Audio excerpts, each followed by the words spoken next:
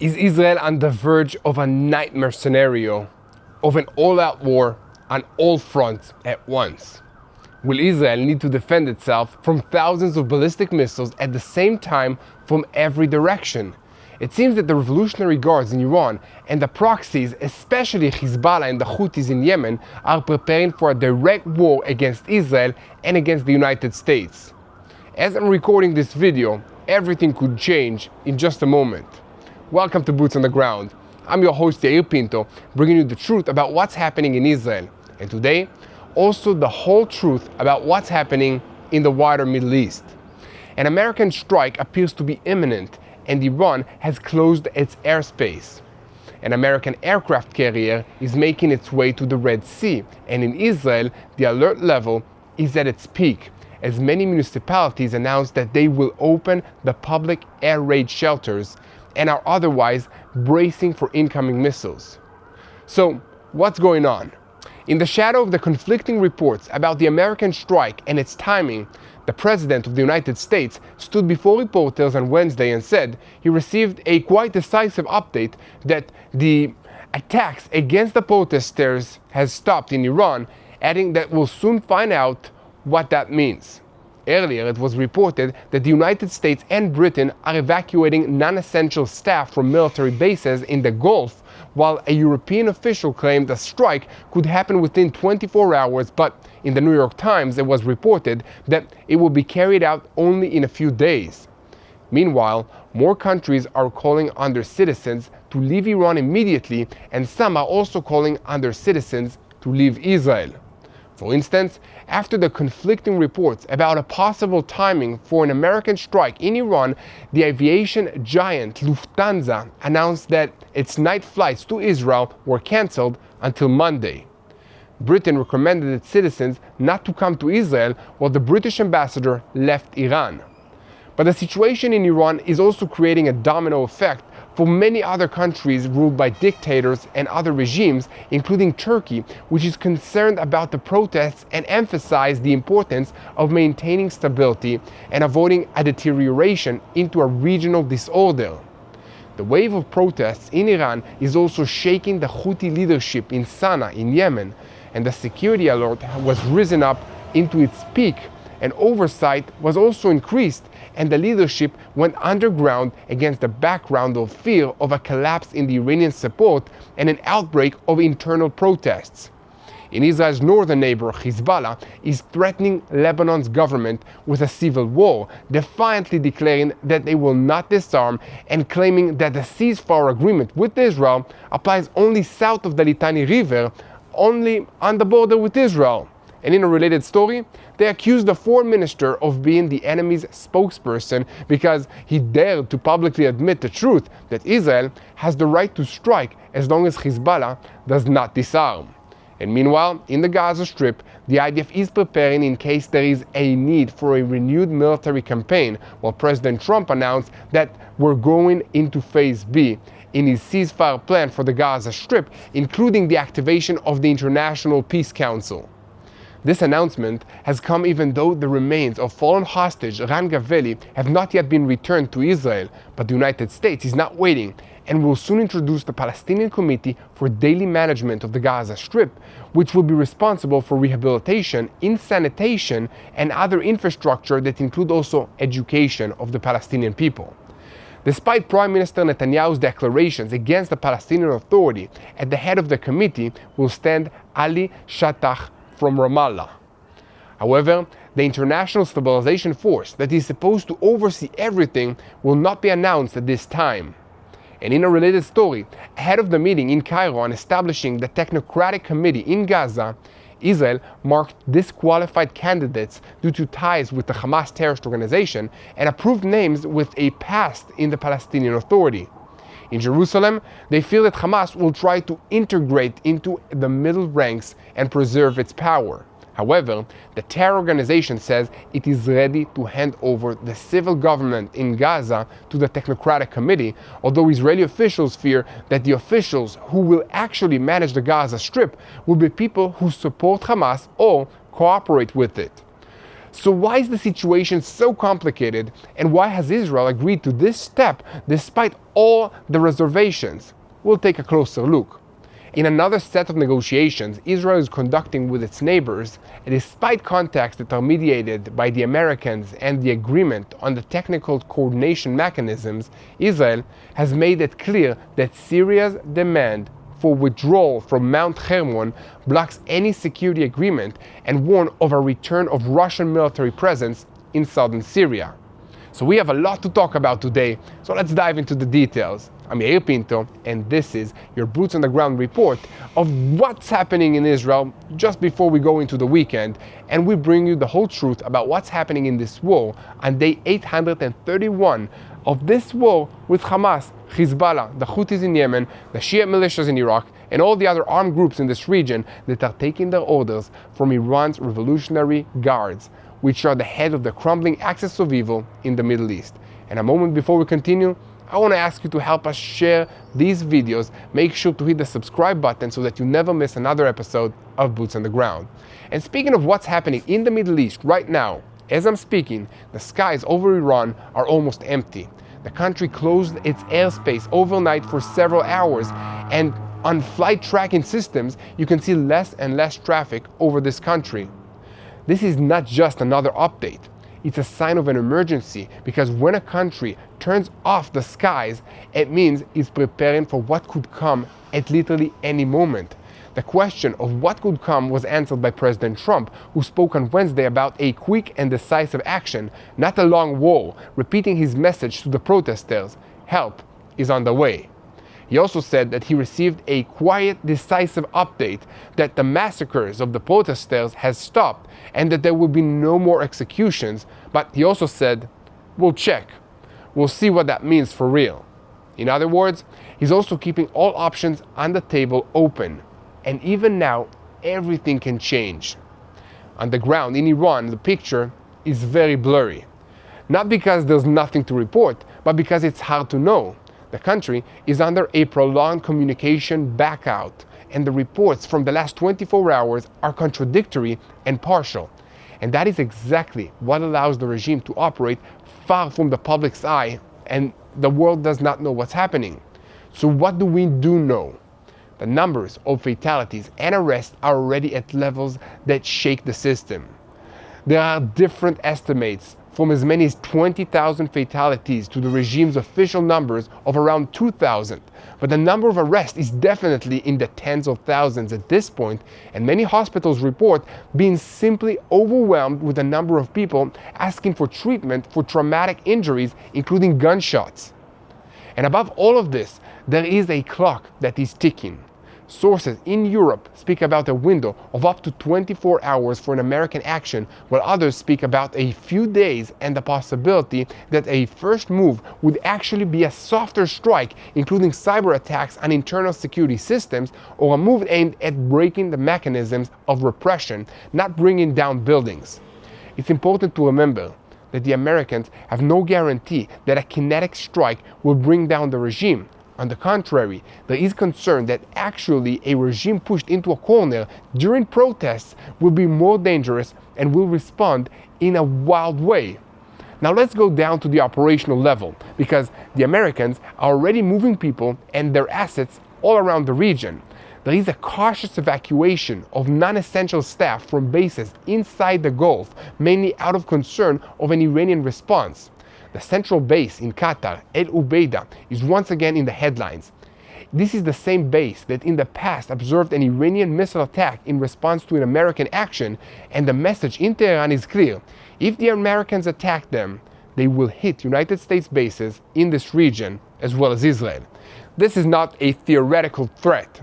There is an existing target that everyone knows about. However, even before the bombs start falling and the missiles start flying, you can already see signs of a modern war. There are reports of GPS disruptions in parts of Iraq and also Iran.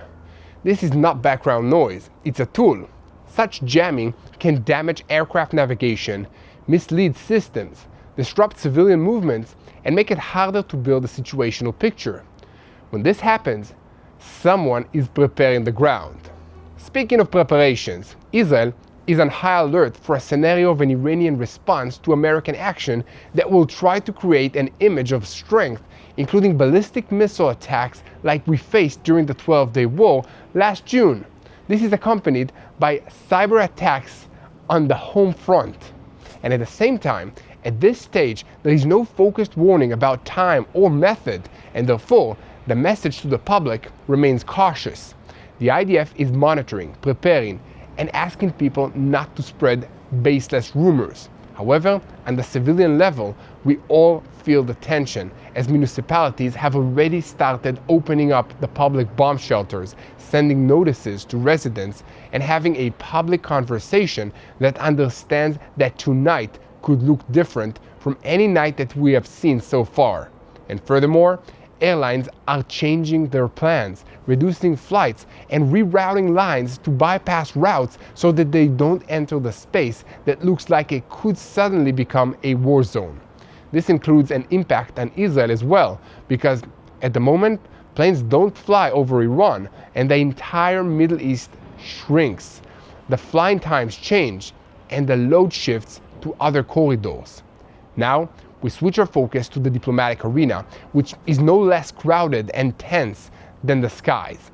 In Tehran, they say that the direct talks with Washington were halted following the threats, but that's no surprise since the regime was only using the talks to try and buy time and never had any intention of coming to a mutual acceptable agreement.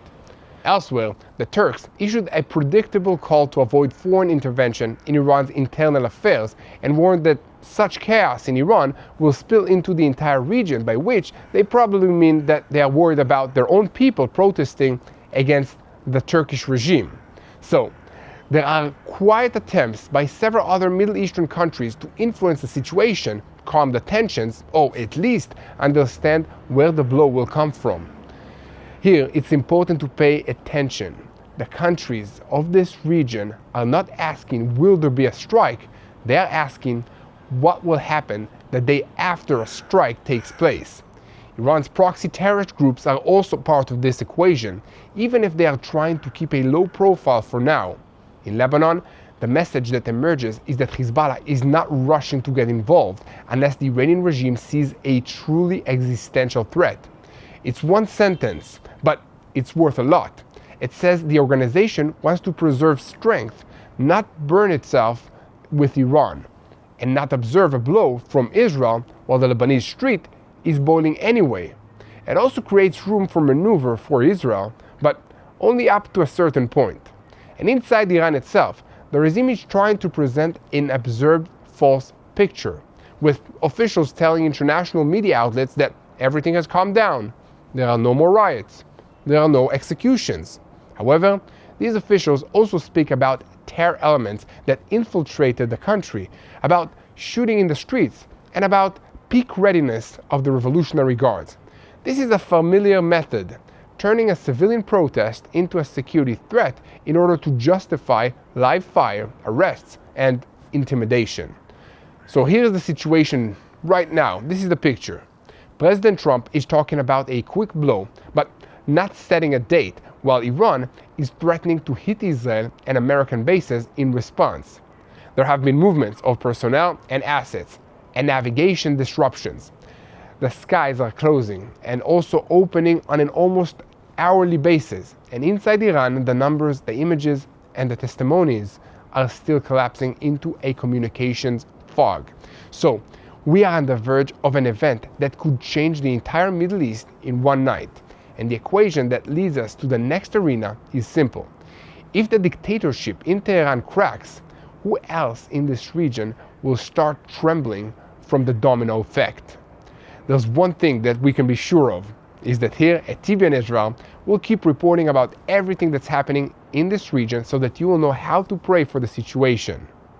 Now, I want to give you some analysis of what we're seeing, because it is important to understand that what's happening in Iran creates a domino effect, and the next dominoes to fall won't only be Iran's proxies, but all the dictatorial countries in this region might be affected. In the Houthi-occupied Yemeni capital of Sana'a, it feels like a state of emergency. Roadblocks are everywhere, and armed men are stationed on all the main routes, while markets are being closed early. The Houthi leadership has already gone underground, and the security alert is at its peak. All of this is because of one thing: the protests in Iran. The moment Tehran cracks, the proxies start to tremble. And that matters, because if the Iranian backbone weakens, the entire axis of evil loses oxygen, money, and weapon supplies. Any internal shock amongst the Ayatollahs or the regime shifting attention inward can ignite popular unrest for them as well, because there's plenty of things for the people of Yemen to be upset about, including the cost of living, salaries not being paid, arrests and kidnappings, and other stuff like opposition groups. And at the same time, Israel has already proven in the past that it knows how to hit the head of the Houthi system, taking out 13 senior government and military figures in the past 2 years alone, including the Houthi chief of staff and ministers in the government. Next, let's talk about Turkey. Ankara looks at Iran as a giant state of more than 90 million people, and any collapse there is an operational nightmare because of a shared border of about 560 kilometers through the Zagros mountain range. This border is hard to control, and it could become a route for militias, smugglings, and refugees. In addition to its own possible migrants, Iran serves as a dam holding back enormous migration pressure from the east, and a collapse of the regime in Tehran could create a refugee wave from Afghanistan, Pakistan, and even China that Turkey does not want and says that it will not be able to absorb. Economics are involved here as well. Iran has the world's second largest gas reserves, and if sanctions are lifted, it can become a direct competitor over pipelines, trade routes, and regional status. Next is the moderate Arab governments in the Persian Gulf. Despite historical hostility, Sunni states led by Saudi Arabia prefer stability in Iran over chaos, understanding that the fallout from regime change could be worse than the regime itself. In other words, better the devil that you know than the devil that you don't know. And Washington has warned the Gulf states to be prepared for a scenario of an American strike, but behind the scenes there is a regional effort to prevent it. And within all of this, there is another fear circulating in Arab corridors of power: Israel.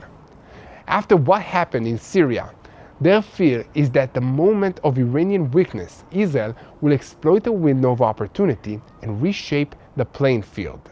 But here it must be said clearly, Israel is the only democracy in this region, an ally of the United States of America, a country that provides full equal rights to all its citizens, the strongest economy in the Middle East, and it is also the only power capable of combining force, technology, and deterrence without collapsing from within. The bottom line is, a crack in Tehran does not stay in Tehran. It passes like an electronic current through Sana'a, Ankara, and the Gulf. And the next question is this: if everyone in the region feels this domino effect, what will happen in Gaza when the pressure on Hamas to disarm rises and the United States pushes to advance to phase B of the deal? And it seems that there too, all the countries of the Middle East are involved. So a moment before we continue to the Gaza Strip, I want to ask you to keep spreading the truth, and remember, a small click on the subscribe button turns you into ambassadors of the truth and helps us share what's happening in this region with the world so that everybody will know how to pray for the situation. And speaking of making a difference, I want to talk to you for just a moment about our partner for today's report, because for many Israelis, it's still about balancing reserve duty, work, and family. You come home, take off the uniform, and life doesn't slow down. I know that feeling. I've come back from reserves, trying to be present at home, catch up at work, and still feeling completely drained. So as this new year began, I made the New Year's resolution, not to do more, but to take better care of my health so that I can actually show up for the people who depend on me. And that's a decision that any of us can make going into the new year.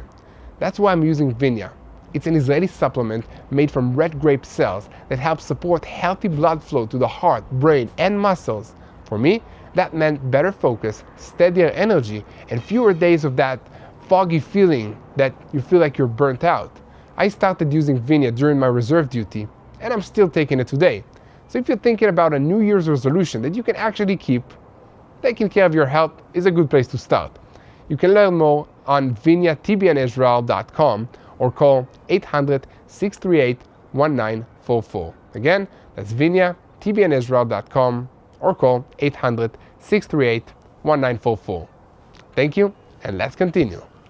We are switching our focus to the Gaza Strip, where this week in Rafah, 6 armed terrorists were identified approaching an area where IDF forces are operating. Within minutes, it was turned into an exchange of fire that left soldiers wounded and the terrorists eliminated. This incident demonstrates that the ceasefire is still alive, but it's very fragile, and every such violation immediately becomes a test of the next stage, which is supposed to include demilitarization and the question of who will really control the Gaza Strip the day after. This week, a meeting is taking place in Cairo, Egypt, between representatives of Hamas and the Palestinian Authority to establish the Technocratic Committee, a temporary administration that is supposed to hold the keys to the day-to-day engagement and management of what's happening in Gaza. Israel has conveyed to the parties a list of names of individuals who are not acceptable to be part of this technocratic administration due to prior involvement in Hamas governance in Gaza, but several candidates identified with the Palestinian Authority have been given a green light. Hamas says it is willing to hand over civil governance to this technocratic committee, but it is demanding to integrate its people into the mid-level ranks. For Israel's perspective, that is a red flag, because mid-level ranks are exactly where a terrorist organization knows how to stay alive without an official office, while retaining influence and weapons, which is the heart of the issue. However, the Americans are pushing forward, and the Trump administration is expected to announce Stage B very soon, including an official presentation of the National Committee for the Administration of Gaza with 15 members. Alongside the committee, an international peace council is planned with 12 members giving high-level guidance for managing Gaza. Meanwhile, President Trump's envoy to the Middle East, Steve Witkoff, declared this week that the time has come for a transition from a ceasefire to demilitarization, technocratic government, and rehabilitation.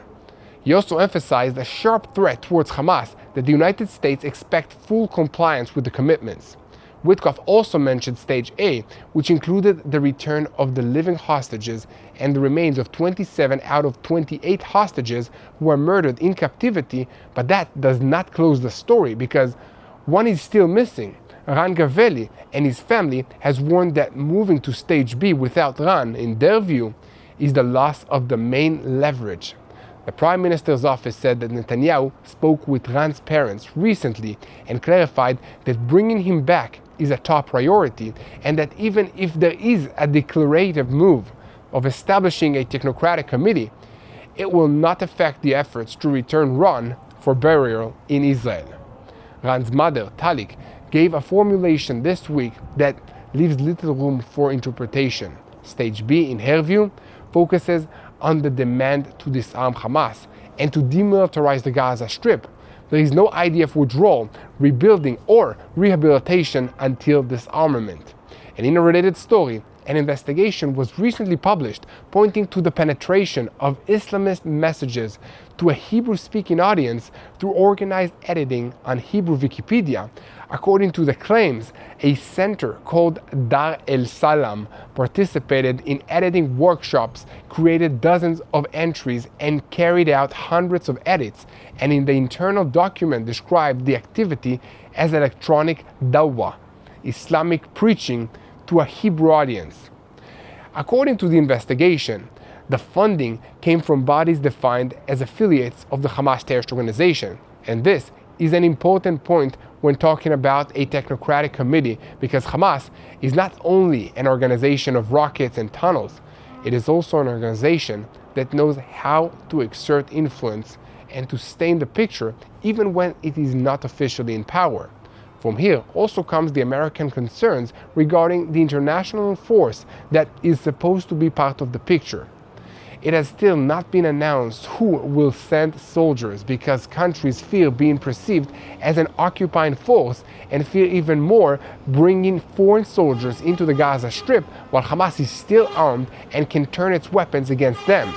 If demilitarization is not real, there is no international force that will want to put boots on the ground in Gaza.